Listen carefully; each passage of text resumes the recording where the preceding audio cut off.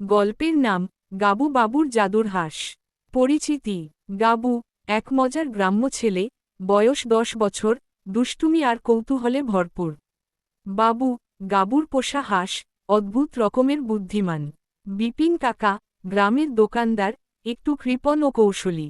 রত্না মাসি গ্রামের সবচেয়ে বুদ্ধিমান মহিলা, সবার সমস্যার সমাধান করেন। গ্রামের নাম পদ্মডাঙ্গা গ্রাম। অধ্যায় 1: গাবুর নতুন বন্ধু। পদ্মডাঙ্গা গ্রামে গাবু নামে এক ছেলে ছিল।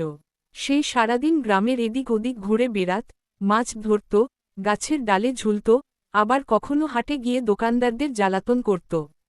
একদিন গাবু হাট থেকে ফেরার সময় রাস্তার ধারে একটি ছোট হলুদ রঙের হাঁস দেখতে পেল। হাঁসটি কেমন যেন চুপচাপ বসেছিল। গাবু বলল, তুই কি হারিয়ে গেছিস হাঁসমশাই? হাঁসটি হঠাৎ করেই ক্যা ক্যা করে জবাব দিল। গাবু অবাক। সে হাঁসটিকে কোলে করে নিয়ে বাড়ি চলে এল। সেই দিন থেকেই হাঁসটির নাম রাখল বাবু। আমার এই গল্পটি ভালো লাগলে চ্যানেলটি সাবস্ক্রাইব করুন আর লাইক, কমেন্ট এবং শেয়ার করুন। ধন্যবাদ।